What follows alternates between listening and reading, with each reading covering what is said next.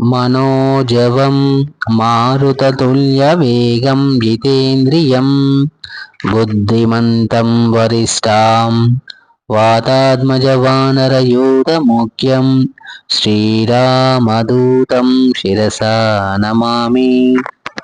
సుందరాకాండ పారాయణ.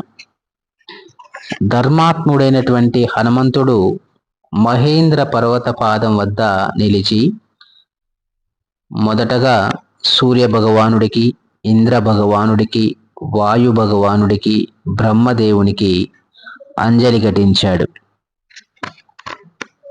ఆ తర్వాత ఆ పర్వత శిఖరమును అధిరోహించి తన శరీరాన్ని అతి పెద్ద పరిమాణానికి విస్తరించాడు.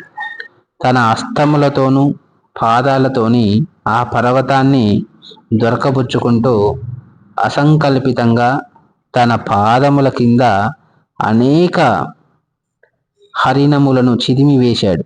హనుమంతుడు కొంతసేపు నిలిచి మహాలంగమునకు తన మనస్సును సిద్ధం చేసుకున్నాడు. అతని మహాకాయపు భారం వలన ఆ పర్వతం యావత్తు ప్రకంపించసాగింది. మహాసర్పములు తమ నోళ్ల వెంట నిప్పులను కక్కుతూ శిలలలోకి తమ కోరలను దింపుతూ కరవగా అవి ముక్కలై వేల కొద్ది నిప్పు కణికల వలె విరజిమ్మాయి. హనుమంతుని మహాద్భుత లంఘనమును వీక్షించడానికై విద్యాధరులు ఆకాశంలోకి ఎగిరారు. హనుమంతుడు తన శక్తినంతటిని కూడదీసి కాళ్ళని కిందికి అదిమాడు. పర్వత శిఖరం శకలములు కాసాగింది. ప్రచండమైనటువంటి ఒత్తిడికి ఒక్కసారిగా జలధారలు పెళ్ళుబీకాయి. ఆ దివ్య స్థలంలో క్రీడిస్తున్నటువంటి గంధర్వుల జంటలు, అక్కడ నివసిస్తున్నటువంటి అసంఖ్యాకులైనటువంటి ఋషులు ప్రాణభయంతో శీఘ్రమే ఆ పర్వతంను వదిలి పారిపోయారు. అంతటా హనుమంతుడు వానరులతో, నేను లంక నుండి సీతను తీసుకురావటమో లేక రావణునితో సహా మొత్తం లంకానగరాన్ని పెకలించి పారవేయటమో చేస్తాను అని ఉద్ఘాటించాడు. హనుమంతుడు శ్వాసను లోనికి పీల్చి కండరములను బిగించాడు. రాముని ధనుసు నుండి విడబడిన బాణం మాదిరిగా ఒక్క ఉదుటన గాలిలోకి లేచాడు. హనుమంతుని లంఘన శక్తి ప్రభావం చేత మహేంద్ర పర్వత శిఖరం పైనున్న వృక్షములన్నీ సమూలంగా పికిలించబడి ఆకాశంలోకి విసిరివేయబడ్డాయి. హనుమంతుడు ఒక విశాల మేఘం వలె పైకి దూసుకుపోయి తన తోకను జులిపించాడు. హనుమంతుడు గగనతలంలో ప్రయాణిస్తుండగా కూలిన వృక్షములు కూడా ఆయన వెనుకనే ప్రయాణించి ఆ పైన సముద్రంలో పడిపోయినాయి.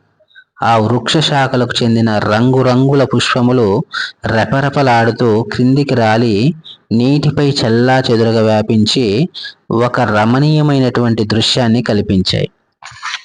హనుమంతుని గగనయానం చేత ఉత్పన్నమైన పెను తుపాను సాగరమును అల్లకల్లోలం చేయగా పర్వతముల ఎత్తుకు ఎగిసిన తరంగములు ఆయన వక్షస్థలమును ఢీకొన్నాయి.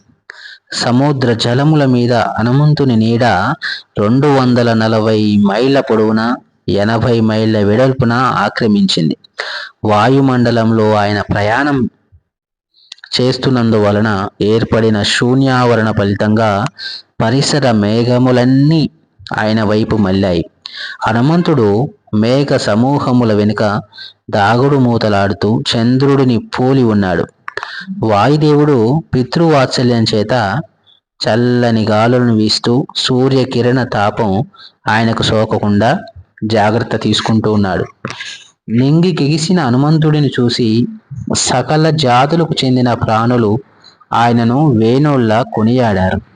శ్రీరాముని పట్ల గల పూజ్య భావం కారణంగా సముద్రుడు సైతం ఆయనకు చేయూతనివ్వదలిచాడు.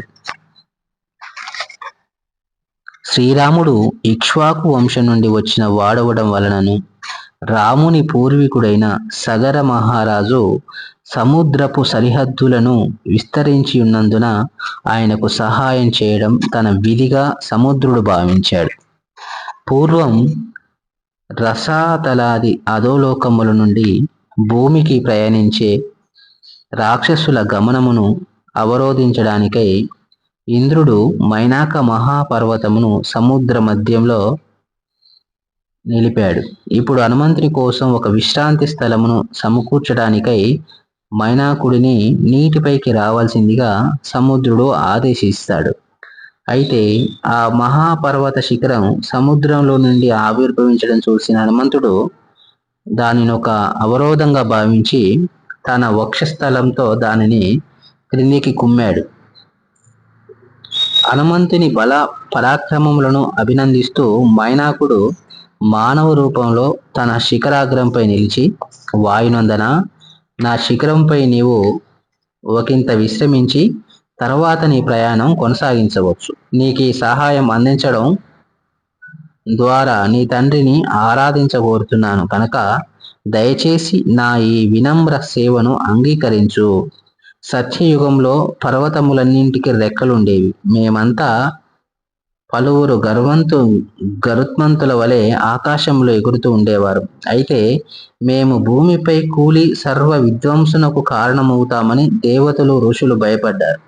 చివరకు ఇంద్రుడు ఆగ్రహ వేషంతో వజ్రాయుధమును చేబూని వేలాది పర్వతముల రెక్కలను ఖండించేశాడు.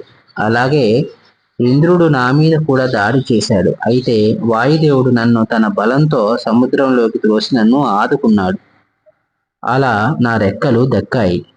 నీ తండ్రి చేసిన ఆ మేలుకు ఇప్పుడు ప్రత్యుపకారం చేయడానికై నీవు కొద్దిసేపు ఆగి నా ఆతిథ్యమును స్వీకరించవలసిందిగా ప్రార్థిస్తున్నాను అని అన్నాడు.